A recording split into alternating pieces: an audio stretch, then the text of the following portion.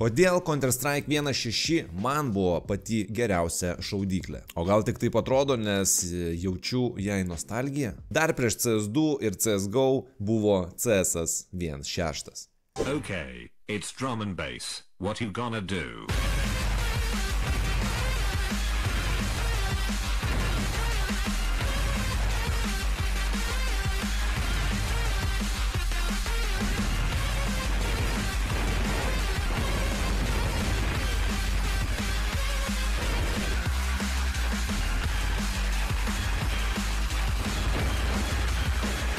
Okay, what you gonna do? Man asmeniškai viskas prasidėjo nuo CS 1.5 ir Half-Life. O kalbant apie patį Counter-Strike, tai jis iš tikrųjų te buvo tik modas. Pagrindinis žaidimas visada buvo Half-Life'as. Dar buvo tikrai jums žinomas, galbūt jaunesniai auditorijai nelabai, toks modas kaip SF. Earth Special Forces, Dragon Ball modas. Ten buvo praleista tikrai nemažai valandų, bandant surinkti visus drakonų rutulius ir pasiversti į Super Saiyaną arba į Krillino antrąją formą su plaukais. Kada prasidėjo tas auksinis CS 1.6 amžius Lietuvoje? Prasidėjo jis dar 2000-ųjų pradžioj. Tai labai retai kas namuose turėjo kompiuterius, o jeigu jos turėjo, tai flopikams skaityti arba TXT failus susirašyti. Gal kažką dar per Paintą pamaklevoti.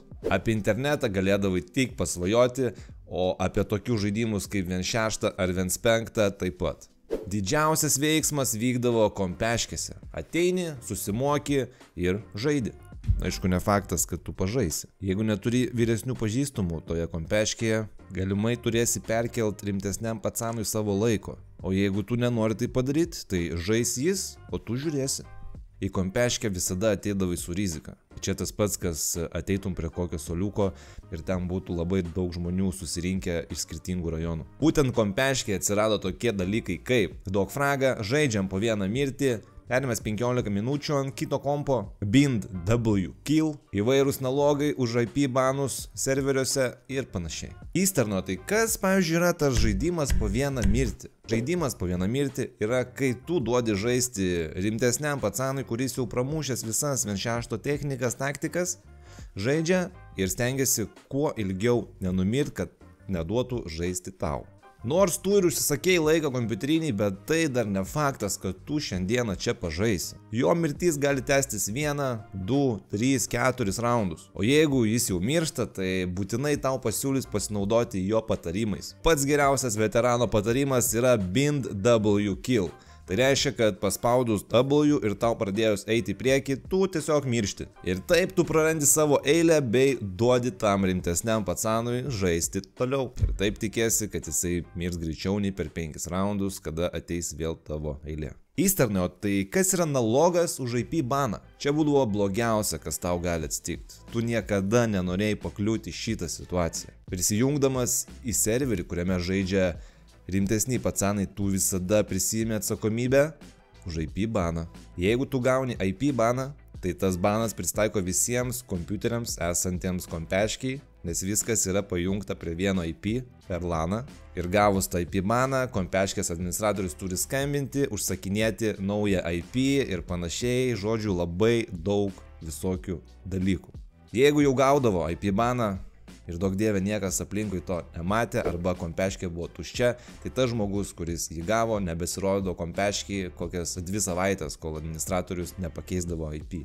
Nes jeigu jau tave pagauna, kad būtent tu gavai IP baną, gausi malkų ir tada reikės pasiduoti nalogą. O nalogas yra kas? Nalogas yra nustatyta kažkokia pinigų suma, kurią tu turi pasiduoti už savo kasetus. Ir aišku, ateityje tu prarasi galimybę žaisti tame rimtame serveryje, nes tu jau esi prisidirbęs ir jeigu kas nors iš vyresnių pamatys, kad tu ten žaidi, vėl gausi malkų ir reikės vėl pasiduoti nalogą. Tau šitą taisyklę negalioja, jeigu tu turi vyresnį brolį, kuris turi respekto rajone. Bet tik tada, jeigu jis nežaidžia CS'o, ir būtent nesilanko šitoj kompeškė arba šitam serveriui. O jeigu jisai čia irgi žaidžia, tai gausi dar daugiau malkų ir dar didesnį nalogą. Žodžiu, kompiuterinė, kurią aš žaidžiau CS, buvo kaip laukiniai vakarai. Žaidimai iš pinigų, sėdėjimai per naktį, nalogai, rasborkės, rankų kelimas serveriuose ir panašiai.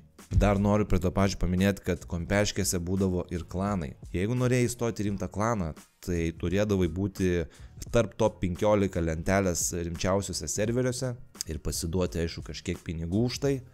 Galbūt tai kažkoks būtų savaitinis mokestis ir, aišku, neprisidirbti, negauti jokių banų ir žaisti tvarkingai. Nedaug dieve, tu užsidėsi klantagą ir nebūsi oficialiai įstojęs į klaną, o tada tai seniai laikysi.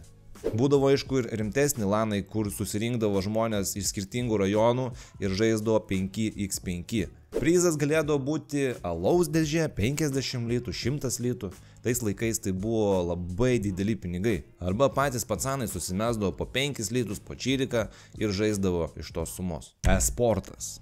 Va čia prasideda jau įdomiau. Jau net 1997 metais buvo įkurtos pačios pirmosios lygos, tokios kaip CPL ir PGL. Pirmasis Lietuvoje jau tų laikų skaitomas kaip rimtas Counter-Strike turnyras buvo užkurtas Vilniui 2001 metais. Susirinkę buvo tikrai nemažai komandų tiek iš Vilniaus, tiek iš Kauno. Aišku, priziniai fondai buvo juokingi, bet šito turnyro fondas buvo galimybė sužaisti dažasvaidį, įvairios karinės tematikos prizai ir, aišku, žurnalo prenumerata. Du pirmais įvairūs CESO turnyrai vykdavo ne tik Vilniuje ar Kaune, bet jau buvo renkamos ir stipriausios Lietuvos komandos. Nugalėtojams šitų turnyrų buvo suteikiamos galimybės pasivaržyti ir Baltijos šalyse. Jau 2002 metais X-Zona klube vyko rimtas iš 2000 litų CSO turnyras. Tais laikais susirasti kažkokių rėmėjų lietuviškame sportui buvo labai sudėtinga, nes sportas Lietuvoje nebuvo labai populiarus. Tais pačiais metais įvyko kažkoks tai dar rimtesnis turnyras, kur organizavo jį net tarptautiniai organizatoriai. Ir vyko atrankinės varžybos į patį CPL. Tai žodžiu,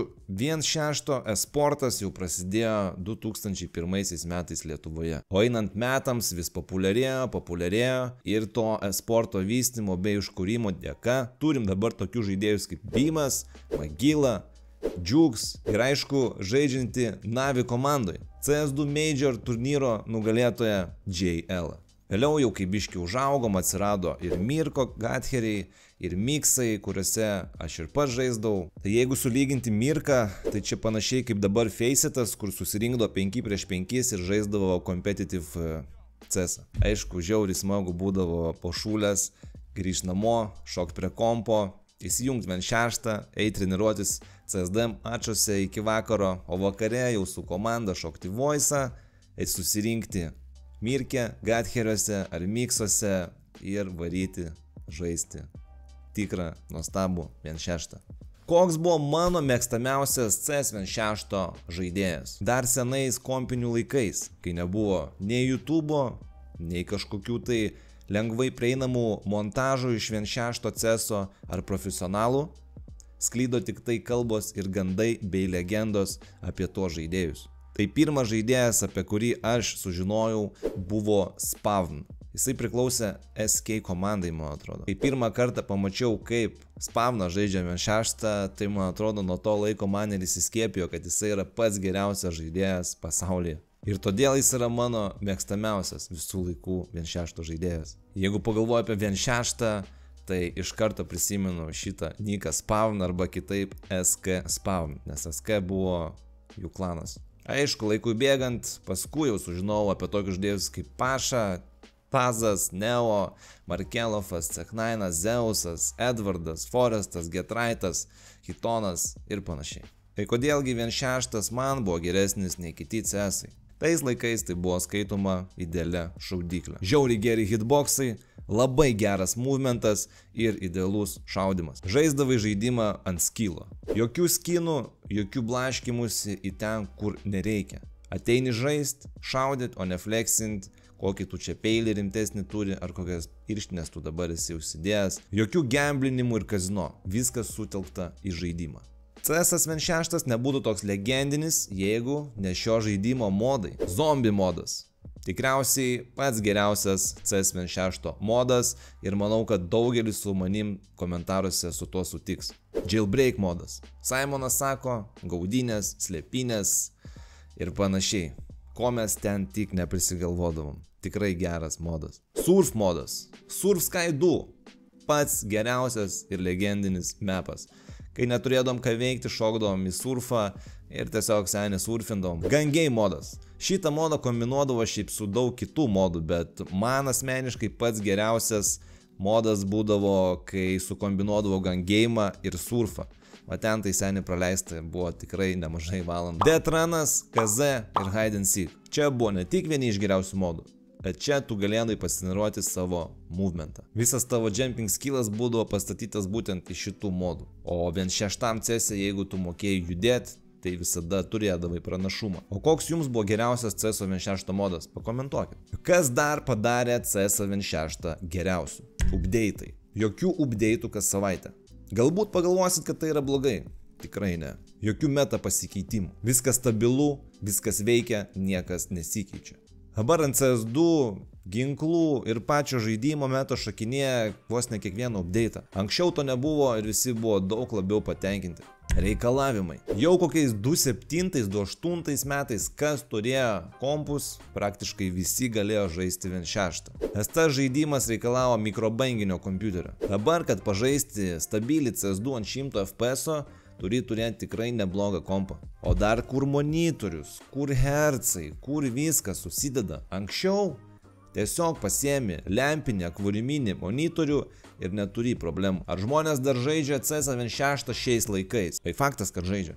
Vyksta įvairūs feskapai, 5x5, miksai ir panašiai. Yra ir tos pačios masovkės, zombinai ir įvairūs kiti modai. Tikriausiai nustebsi sužinoję, kad vienam iš lietuviškų public serverių dar iki šiol vakarai susirenka full serveris. Aišku, nesakysiu, kuriam serverį, nes čia būtų reklama. Žmonės dar tikrai žaidžia 1.6. Aišku, kai užmigdo savo vaikus ir žmona eina miegot, bei leidžia tau pasidėti prie kompo. Jeigu reikėtų įvertinti visus žaistus savo CS-us ir sudėti į top 5, tai tas top 5 atrodytų maždaug taip. 5 vieta – CS2. Nepatinka visas judėjimas, šaudimas 5 iš 10, Valve anti-cheatas yra tragiškas, labai daug gamblinimo, labai daug smurfų ir panašiai. 4 vieta – CS Source. Nors aš jo ir mažai žaidęs, bet galiu pasakyti, kad jis buvo tikrai geresnis už CS2. 3 vieta – CS 1.5. Čia prasidėjo mano CS žaidimas. Nuo čia aš pradėjau augti ir čia aš padariau pirmuosius savo kilus. Tai būtent vienas iš tų žaidimų, kuris įtraukė mane į gamingo pasaulį. Bet 1.5 buvo dar nenušlifuotas deimantas su labai daug potencialo. 2 vieta – CS GO. Šitas žaidimas turėjo savų pliusų ir minusų. Jam reikėjo tikrai nemažai update'ų, kad pavirstų į gerą šaudyklę.